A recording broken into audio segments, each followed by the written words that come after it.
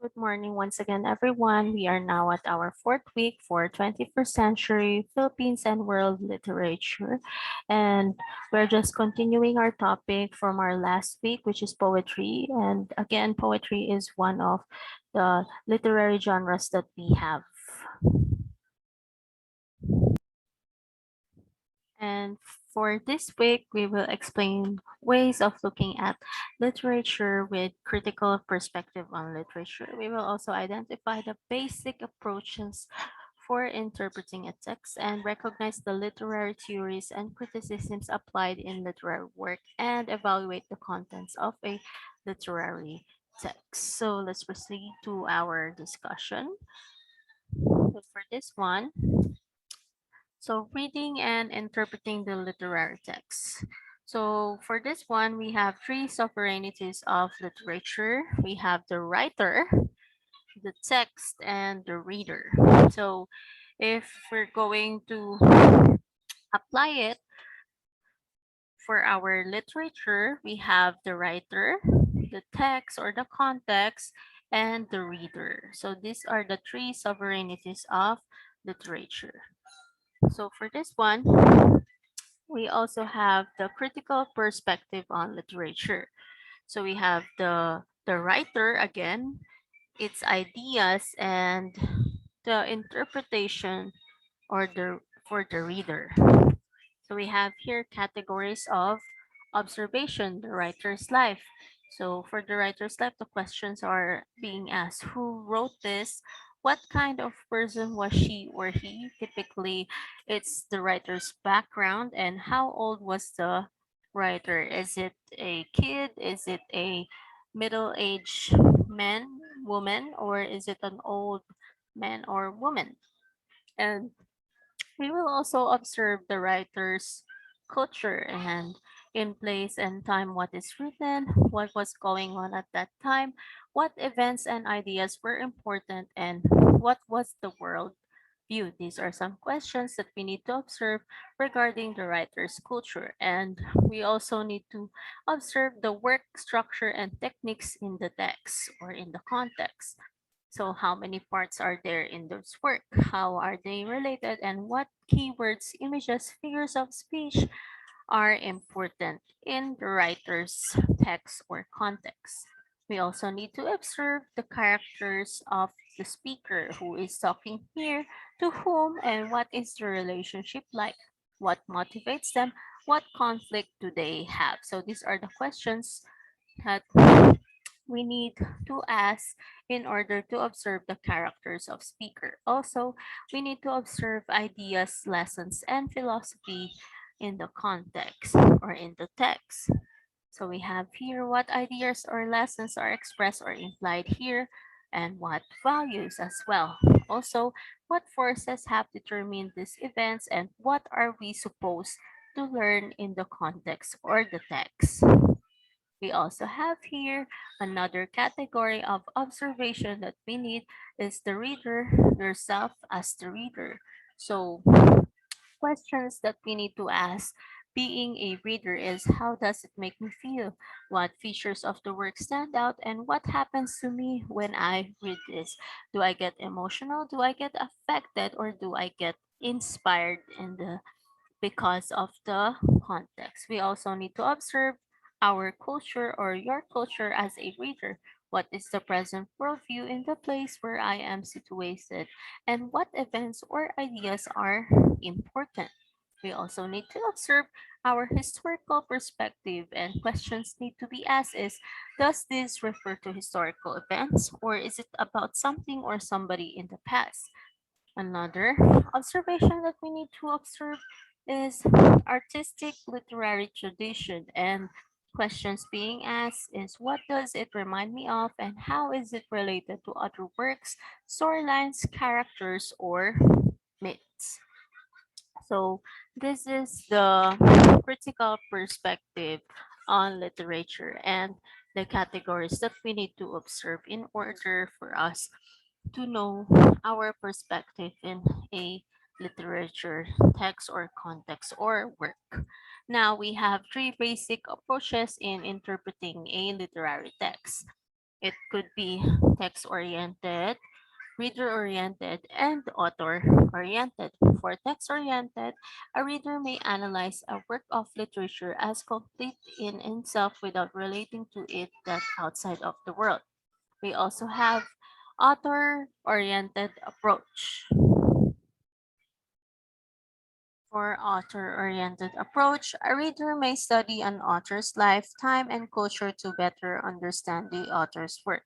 And for reader-oriented approach, this approach requires research, and each reader brings a unique set of experience and expectations to literature in its extreme form. So these are the three basic approaches in interpreting a literary text. Now, the next one that we need to discuss is the literary theories and criticism in reading a literary text. And we also have notes on how to read a literary text. So, on reading literary text, we must acquire meaning only in the imagination of an actual reader, which is us or you with your experience, memories, and dreams. So, this is a note on how to read a literary text. We also have this one. One of the ways you can read a text is to look at the readings made by other people. You can read reviews or critical accounts of the text. You can try to step away from yourself and see how you are reading. You may even go a step further and try to be sensitive to the role of language in the way you read. Also, a lot depends on why you are reading a text. If you are reading only to satisfy a class requirement, you may want to look into the uses of power in the classroom. You could look at the way certain sects working together in exert power over all others. You may even look at certain imperialist countries that exert power over post-colonial minds such as yours. If you are reading in order to gain knowledge, you could look into how the text reveals this knowledge, how it relates to the world that you live in, and how it interacts with other texts in society. Also, you are not the first person to read a literary text. There have been many others who have asked the kinds of questions you now ask of the text, and literary history is the branch of knowledge that deals with these questions. Also need to take note that everyone who reads a literary text necessarily adopts one of these theories even without knowing it. It is like the difference between someone who plays the piano by ear and someone who has taken music lessons. The former may appreciate a musical piece, but the latter knows why a musical piece is appealing. And last note we need.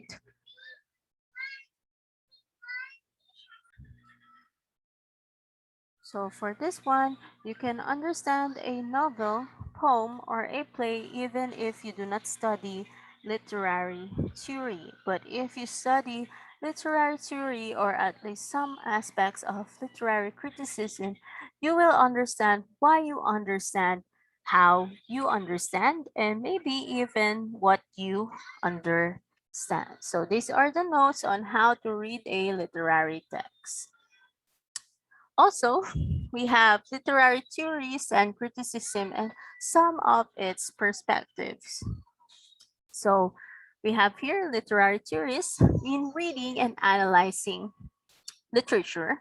Literary theories are needed to support the reader in understanding the text. Generally, literary critics cluster these theories or approaches into five groups. We have mimetic theory, authorial theory, reader response theory, literary tradition theory, and textual analysis theory. But first, let's discuss mimetic theory. For mimetic theory, based on the classical Aristotelian idea that literature imitates or reflects the real world or the world of ideal concepts or things from which subject of literature is derived. The work and the world that imitates is how others call this theory. So that is mimetic theory. Next theory that we have is authorial theory, and it holds that the author is the sole source of meaning. One studies literature with one eye set on literary text and another eye on the author's biography. The work in relation to its author insists on very private expression of the writer's feelings, imagination, inspiration, and intention. We also have reader response theory, and it is also called as effective or pragmatic theory. Some call this as the work and its readers. This theory permits varied and numerous interpretations of literary text from as many readers.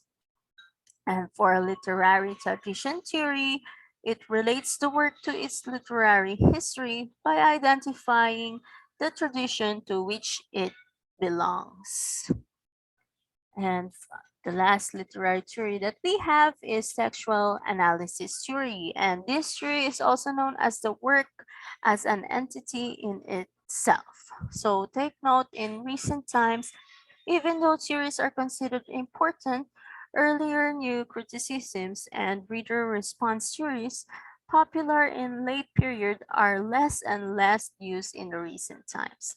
And the no theory position of latter-day critics and like are interesting fields of integration for students.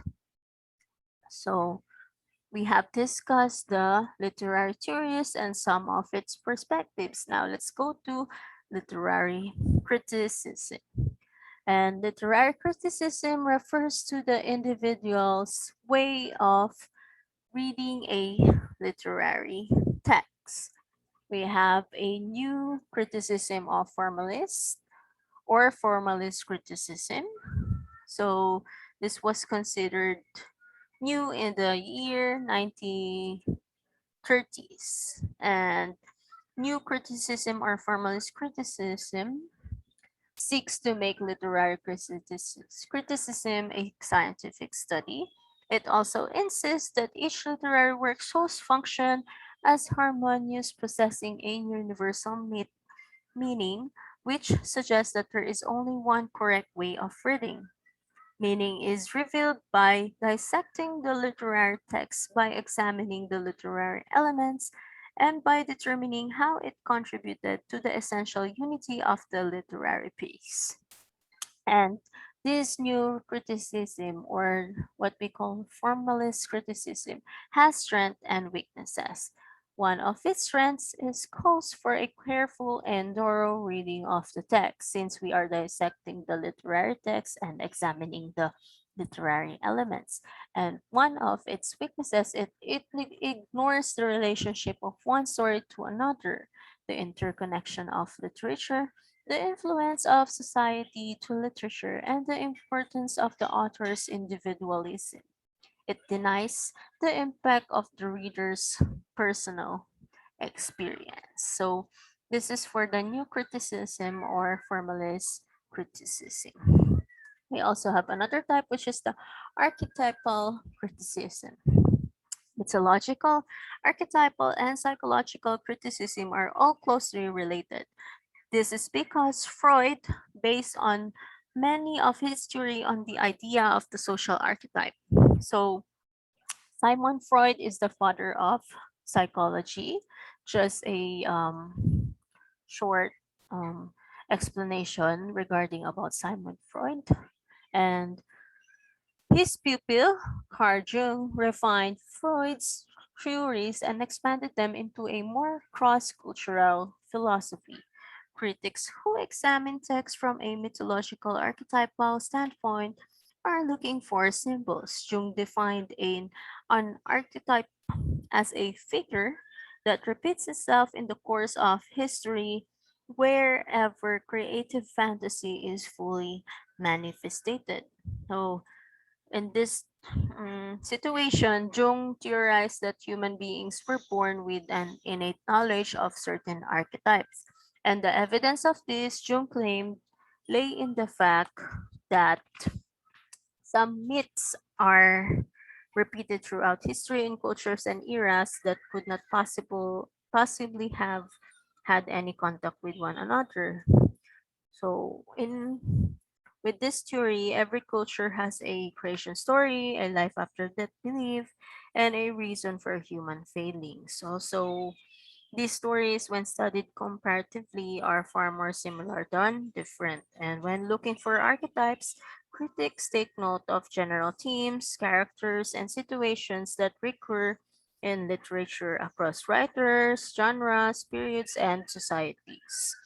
Traditional literary and mythological archetypes can be successfully translated to other genres and time periods because they draw on feelings, situations, concerns, and issues that have been a part of the human condition in every generation. The place of the place of William Shakespeare, the novels of Jane Austen, the episodes of Homer, and those can be and have been updated and reformatted time and time again. So for this archetypal criticism, um, it identifies certain archetypes which are simple, repeated patterns or images of human experience, such as the changing seasons, the cycle of birth, death, rebirth, and heroic quest. Also, it depends heavily on symbols and patterns operating on a universal scale. And it uses Northrop Frye's assertion that literature consists of variation on a great mythic theme that contains the following elements. The following elements are listed here. The creation and life is a paradise garden. A displacement from a paradise is alienation. A time trial, a tribulation, usually a wandering, is a journey. A self discovery as a result of the struggle is a epiphany, and a return to paradise, either the original or a new improved one. The next literary criticism that we have is historicism, and it examines the culture and society from which literature is produced and how the influence affect literature. Um, basically these are who is the author, where did he or she come from, and what were his or her objectives in writing, how the political events did influences what the writer wrote, how did the predominant social customs of the time influence the writer's outlook, what is the predominant philosophy that influenced the work, where there are any special circumstances under which the work was written, and also historicism has strengths and weaknesses as well.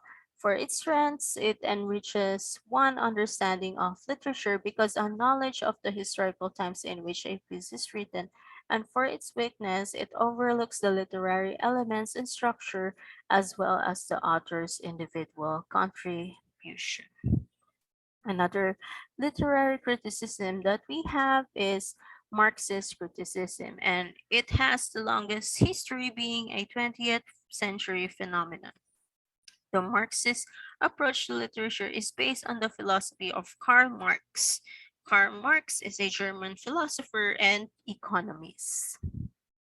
His major argument was that whoever controlled the means of production, such as the factories in a society, controlled the society as well. And Marx noted a disparity in the economic and political power enjoyed by the factory owners, and that allowed to the factory laborers. He believed that the means of production, such as the basis of power in society, that it should be placed in the hands those who actually operated them.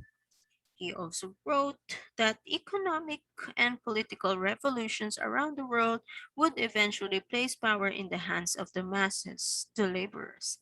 To read a work from a Marxist perspective, so one must understand that Marxism asserts that literature is a reflection of culture and that culture can be influenced by literature, vice versa. Marxists believe literature can instigate revolution, revolution. So from culture, it can influence literature, and he believed that literature can instigate revolution. And for this Marxist criticism, it has four main areas of study. We have the economic power, the materialism versus spirituality, class conflict, and art and literature ideologies. Now let's discuss economic power. And for economic power, it is a society and it's shaped by its forces of production. Those who own the means of production dictate what type of society it is. And the two main classes of society are the bourgeois, who controls the means of production and wealth, and the proletariat, who operates the means of production and are controlled by bourgeois. Since the bourgeoisie owns the means of production and therefore control the money, they can manipulate politics, government, education, art, and media. And for this economic power, capitalism is flawed in that and it creates commodification. Usually, it is are for possessions, not for their innate usefulness, but for their social value. And the display of material object is the most common way of showing off one's wealth for this area of study or the for economic power. And also, commodification is the one way to keep the bourgeois keep the proletariat oppressed. Whenever the proletariat manages to acquire some sort of status symbol, the bourgeoisie concocts a new one. Thus, proletariat continues to struggle, never able to catch up. So, for economic power, status symbol is very important, and there is a low status people and a high status people as well. Next is materialism versus spirituality, and regardless of what some might claim, social values reflect material growth and not abstract ideas. The material world is the only non subjective element in a society. Usually, money and material possessions are the same by every measure within a society, whereas spirituality is completely subjective. And the quantity or the quality of a person's life is not destroyed by spiritual failure but by material failure. So if you don't have enough assets or materials that you have, so you are disregarded in the society. We also have here class conflict. And for class conflict, a capitalist society will inevitably experience conflict between its social classes. The owners and the workers will have different ideas about the division of the wealth generated, and the owners will ultimately make the decision. This constant conflict or dialectal materialism is what instigates change. And the only real social division is class. Divisions of race, ethnicity, gender, and religion are artificial, devised by the bourgeois and to distract the proletariat from realizing their unity and rebelling against other their oppressors. Marx called on the proletariat to reject the social structure of the bourgeois, the rules that would keep them subservient forever and form their own values, such as the word course would be the only way. And to escape the oppression, for the proletariat could never defeat the bourgeois on its own terms.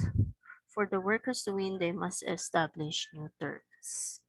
And last, we have art, literature, and ideologies. And for art and literature are among the vehicles by which the bourgeois or bourgeois impose their value system on proletariat. The arts can make the current system seem attractive and logical, thus lulling the workers into an acceptance of it. Works of art and literature are enjoyable, so the audience is unaware of being manipulated. So typically for this one, they impose their value system and The arts can make the current system attractive and logical because of the art, literature, and ideologies. So these are the four main areas of the study: economic power, materialism versus spirituality, class conflict, art, literature, and ideologies. Now, because we have discussed the Marxist criticism and its areas of study, we will also need to discuss the essential questions for a Marxist reading. So for this one, who are the powerful people in the text? Who are the powerless? Who receives the most attention? Um, why do the powerful have the power and why are the powerless without power? Is there a class conflict and struggle? Is there alienation and or fragmentation evident in any of the characters? If so, in whom? The powerful or the powerless? And also, do the powerful in the text suppress the powerless? How? News? Is it by news? Is it by media? Is it by religion? Or is it by literature? And what can you infer from the setting about the distribution of wealth? And what does the society value? Are these possessions acquired from for their usefulness or for their social value? And is the text itself a product of the society in which it was created? And how do you know? Is the work consistent in its ideologies or is there an inner conflict? Another question for a Marxist reading is, after reading this text, do you notice any system of oppression that you have accepted? If so, what system and how do you think you came to accept it? And argues that literature is a product of real social and economic existence. Views literature to be ideologically determined, usually of dominant social class, and usually it is whom to serve, the working people or the masses, and how to serve by is it by awakening and arousing the masses and impel them to unite and struggle to change their environment. And for this Marxist criticism or Marxist reading, we have strength and weaknesses. For its strength, it provides functional, cultural, and political agenda of literature. And for its weakness, it opens up the possibility of prioritizing content over form, ideological criterion over artistic. So these are the questions or essential questions for a Marxist reading or a Marxist criticism, and take note of its strength and weaknesses. The next literary criticism that we have is feminist criticism, and this combines several critical methods while focusing on the questions on how gender affects a literary work, writer, or reader. Typically, the questions being asked are, how are women portrayed in the work, as stereotypes or as individuals? And how is the woman's point of view considered? In that way, is the work affected because it was written by a woman? And what stereotypes of women are depicted in the text? And if you would read a literary work, are female characters oversimplified? Is it are the female characters weak, foolish, or excessively naive? Also, do the female characters play major or minor roles in the action of the work? Are they supportive or independent? Or are they powerless or strong, subservient or in control? So these are the questions we need to ask regard when reading a literary work by the writer or the reader or by the writer and as a reader. And if also if the female characters have any power, what kind is it? Is it in a political way, economic way, social or psychological? And are the female characters and situations in which they are placed oversimplified or presented fully and in detail? And we also need to consider our male characters and how do the male characters talk about the female characters? How do the female characters act toward the male characters? Is the male superiority implied in the text? And also, do any of the work's theme touch upon any idea that could be seen as a feminist issue?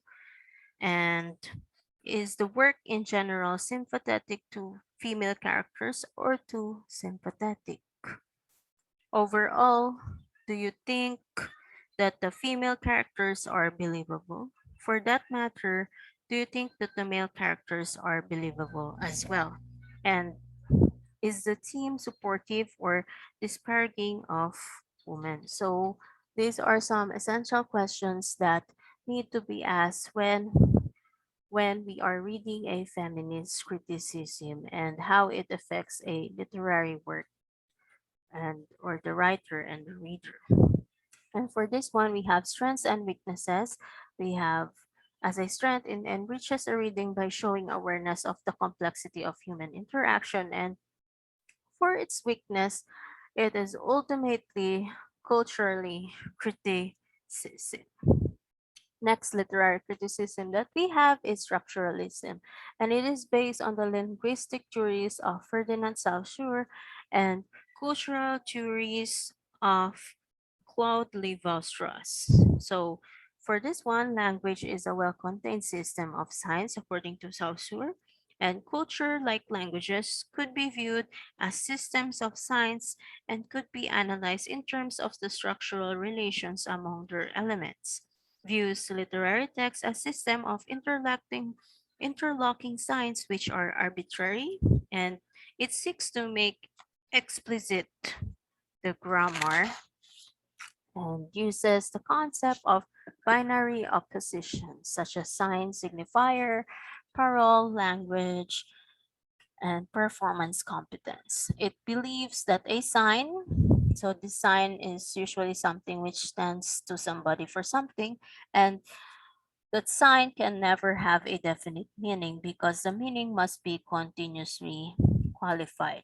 And for this structuralism, we have strengths and weaknesses. And its strength is it allows intertextuality and links literary text to system of signs that exist even before the work is written. And for its weakness, it denies the author's individual contribution. And one literary criticism that we have is deconstruction, and it was initiated by Jacques Derrida in the year 1960s. And it assumes that language refers only to itself rather to an extra textual reality. It asserts multiple conflicting interpretations to a text. It bases interpretation on the philosophical, political, or social implications of the use of language in a text rather than on the author's intention. It involves the questioning of the many hierarchical oppositions, such as the binary oppositions, in order to expose the bias of privileged terms, and it takes apart the logic of language in which authors make their claims. It also reveals how all texts undermine themselves in that every text includes unconscious traces of other positions exactly opposite to that which it sets out to uphold. Its strengths and weaknesses again. For deconstruction literary criticism, it debunks the idea of the arbitraries of the purple sign and loses up language from concepts and reference.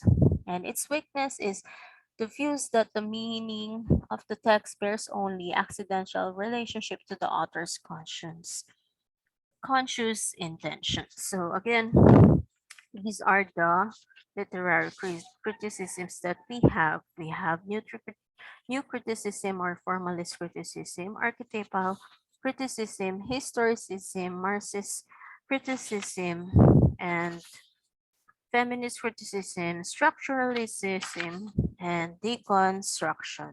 So these are the literary criticisms that we have. So for this lesson, we have references, Literatura 21st Century Philippine and World Literature from Mindshapers Co., written by Jaime G. Ang. And we also have 21st Century Literature from the Philippines and the World, written by Marikitara A. Uchoco. We also have some websites that you may read, so I'll just post it. And if you have any questions, don't hesitate to ask me. You may reach me personally through Facebook Messenger or you may directly ask me at school. And for your requirements, we have two activities. We have activity one, complete me complete the paragraph, and for activity to matching type.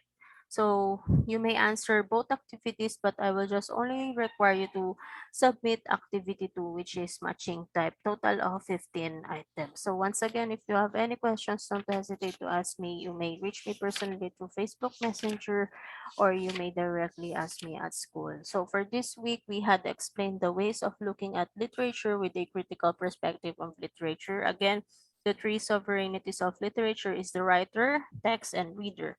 We have identified the basic approaching for interpreting a text. We had recognized the literary theories and criticisms applied in literary work, and we had also evaluate the context of literary text. So thank you so much once again for this week, and I will just share you a Bible verse from the book of Mark, chapter 9, verse 23. Said Jesus, everything is possible for one who believes. So thank you once again, and God bless.